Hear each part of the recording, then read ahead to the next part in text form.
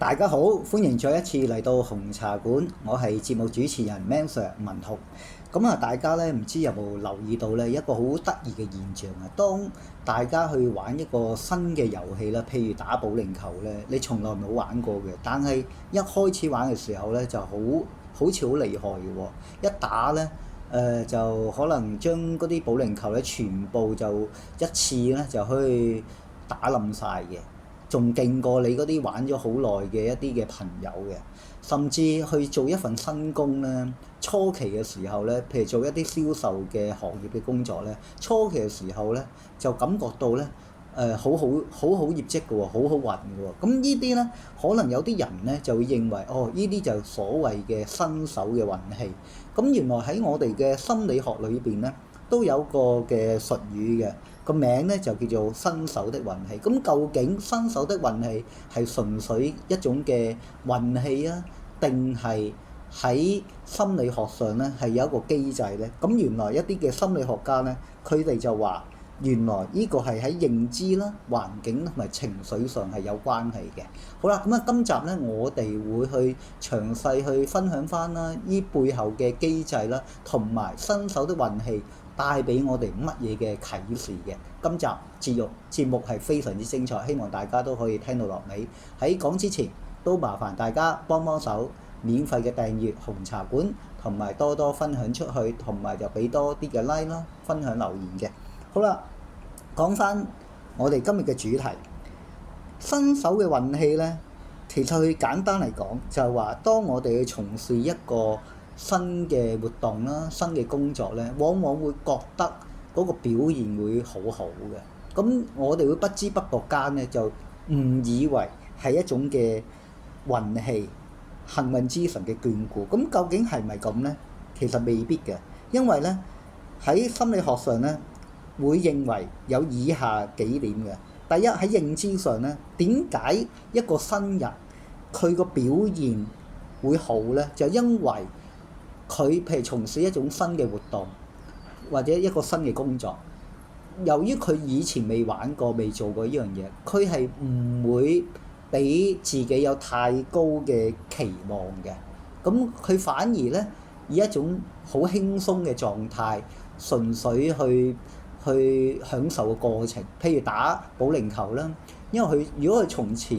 冇乜玩過嘅，佢對自己冇乜太大要求嘅時候咧，佢只會係專心就打好，將個波咧碌出去。咁反而喺呢個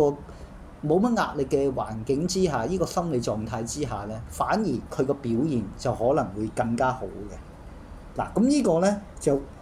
係因為佢對自己嘅期待低啦，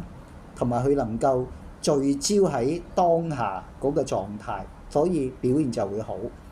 好啦，跟住另外咧，點解會喺認知上會出現呢個情況咧？就係因為佢初期可能真係會係唔出奇嘅，喺個或然率上邊咧，佢可能第一次玩，可能真係會一個叫做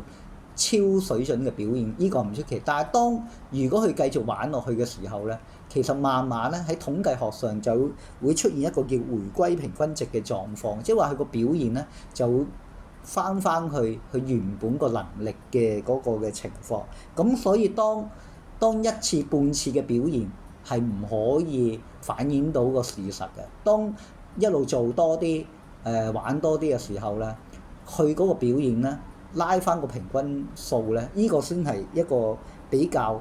客觀嘅一個事實。另外喺環境上咧，有時如果參加個比賽，新手咧可能有機會個表現係好過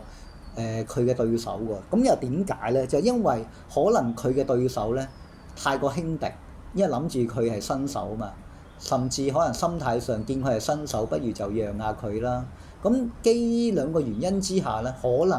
會導致到嗰個老手咧輕視咗個新手，從而咧令到新手嘅表現咧反而可能會好咗嘅。跟住另外啦，有時候咧呢個嘅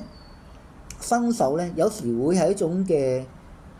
有一個錯覺嘅，就第一次嘅表現好，就以為有幸運之神嘅眷顧。誰不知頭先我講過，就可能純粹係佢第一次嘅表現，由於佢放鬆去表現，集中喺個過程裏邊，所以出嚟個表現係一個叫做超好嘅一個表現。但係當一個新手慢慢變成一個老手嘅時候咧，對佢自己對自己嘅期待高咗，背背住過往一啲嘅成功嘅經驗咧，佢慢慢就會俾自己一啲嘅壓力嘅。咁就令到有壓力之下咧，難免令到佢情緒係緊張啦。咁一情緒一緊張咧，就會有一種患得患失嘅感覺，反而就會影響到個表現。所以呢個亦都解釋到點解好多時有啲嘅喺職場上嘅老手啦，喺某一啲嘅行業嘅老手咧，佢哋嘅表現咧，經過咗若干年之後咧，反而咧會下降咗嘅。原因就係因為個心理壓力大咗。雖然佢哋經驗係多咗，理論上個技術技巧應該係高咗，但係就因為俾個心理壓力捆綁住，導致到個表現咧係差咗，係差過新人。呢個係唔出奇嘅。好啦，咁既然我哋明白到新手嘅運氣呢個心理機制之後咧，咁對我哋其實有咩嘅啟示咧？我諗咧有以下幾點嘅啟示嘅。首先，既然我哋知道原來新手嘅運氣唔係一種真正嘅所謂嘅運氣，就反而咧睇到咧，原來初學者即係一啲嘅新手，佢嘅表現好就係因為佢個心態，佢能夠放下嗰個心理嘅枷鎖。所以對於一啲老手嚟講，應該係學習初學者嗰種嘅心態，即係話大家如果喺個工作上，喺個遊戲上咧，如果能夠時刻都保持一個新人嘅心態，不斷去開放自己，不斷去進步自己，唔好去驕傲嘅話咧，其實呢個就係呢個新手嘅運氣俾到我哋一個好大嘅啟示。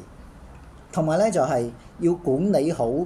我哋個心理壓力。因為任何嘅運動員又好，一啲職場嘅老手咧，其實點解有時佢哋啲表現會突然間差咗咧？其實好多時係同個心理壓力有關嘅。呢個心理壓力係可能係來自外在嘅壓力啦，但係好多時反而係來自自己內心嘅心理壓力，所以一定要管理好自己嗰個心理壓力。第三，着重喺個過程，專注喺個過程，專心做好自己享受嘅過程，就唔好太過介意執着喺嗰個結果，甚至要接受每一次嘅表現都一定係會有嗰個叫做波動性嘅。即係我哋唔係機械人啊，機械人就可能會穩定啲佢嘅工作表現，但係我哋人咧始終會受到環境情緒嘅影響咧，我哋好難100%肯定每一次我哋嘅表現、工作表現啊、遊戲表現咧都係一定係某一個嘅分數嘅，總係有高有低，即係等於我自己拍紅茶館嘅節目。大家如果留意咧，其實我都唔係每一集嗰個情況都係一樣嘅。其實每一集都會有高有低嗰個表現嘅。咁呢個係需要去接受嘅一個人嗰個嘅限制。好啦，咁如果大家能夠去學習到管理好呢樣嘢嘅話咧，相信咧喺我哋以後嗰個嘅工作表現啦，人生嘅歷程裏邊咧，我哋會可以咧做事咧就會更加成功嘅。咁所以結論嚟講咧，其實所謂嘅新手運氣咧，其實就唔係啲乜嘢虛無嘅一啲所謂嘅運氣，而係只不過係咧人嘅心靈咧暫時卸下咗一啲不必要嘅枷鎖，導致到我哋心理上能夠輕盈，所以個工作表現、遊戲表現就能夠有個突出嘅表現咁解嘅啫。好啦，今集講到呢個為止。好啊，咁啊最後咧都再溫馨提示啦。咁啊嚟緊我喺工聯會有個實體課程嘅，咁就係叫做思想力量與財務自由嘅反思。咁呢個課程咧就總共有4堂，由7月17號星期4晚7點鐘到10點鐘，咁就喺佐敦上堂，逢禮拜四晚嘅，咁就係講一啲財務方面嘅知識啦，一啲嘅經驗分享俾大家聽嘅。咁如果大家想喺呢個特別係呢個經濟咁動盪嘅環境之下，想管理好自己嘅財務咧，呢個係絕對係值得大家去報讀，同埋甚至有啲嘅人咧，如果佢本身已經財務好健康嘅、好好嘅，咁我諗